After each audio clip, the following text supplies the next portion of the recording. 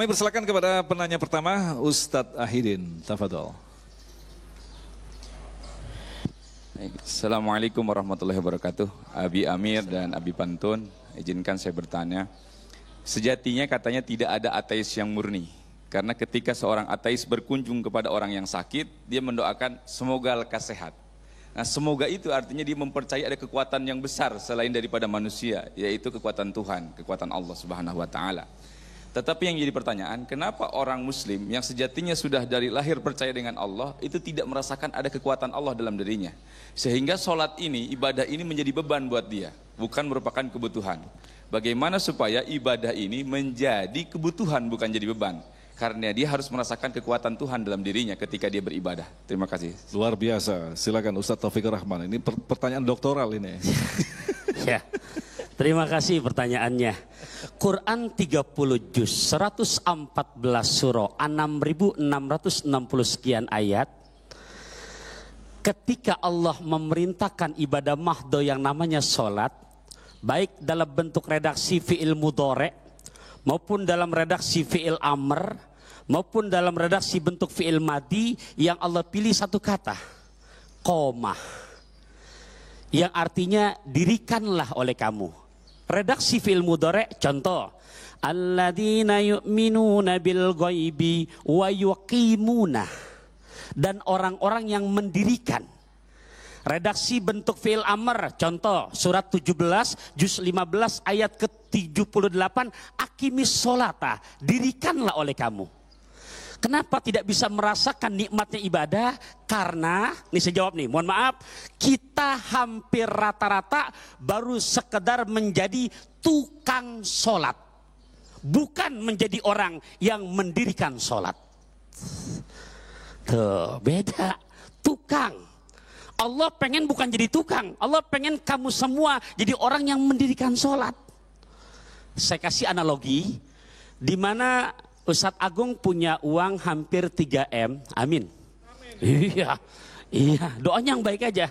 Lantas punya sebidang tanah kurang lebih 500 meter, SHM namanya.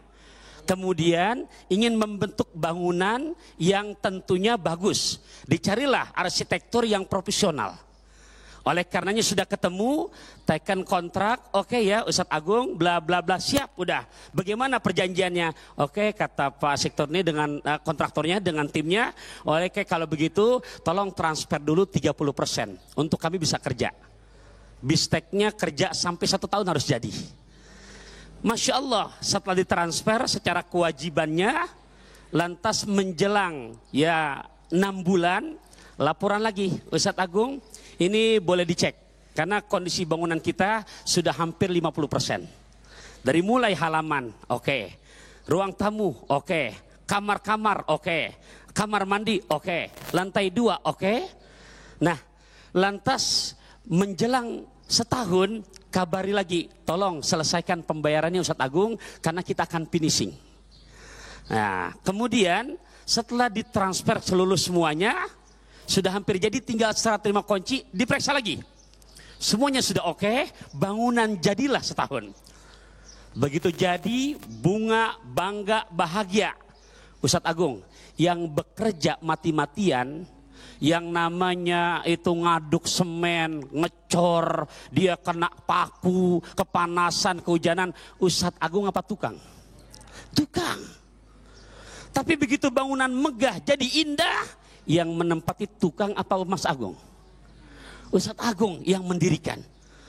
Tukang yang resikonya kepanasan, yang resikonya bahkan kadang-kadang jatuh dari lantai 2, meninggal dunia, kena paku, Allahu Akbar. Jadi bangunan, gigit jari dia. Tukang yang menempati, Ustadz Agung ngundang Abi Amir, ngundang juga Ustadz Pantun, ya syukuran, itu kan. Singkat kata, itulah orang yang mendirikan sholat. Janganlah menjadi tukang sholat, tapi jadilah orang-orang yang mendirikan sholat. Masya Allah, terima kasih Abi. Nanti kita akan lanjut lagi untuk menjawab pertanyaan berikutnya. Tetaplah bersama kami, Damai Nusak yang dipersembahkan oleh Sarung Wadimor, tentu sarung kita.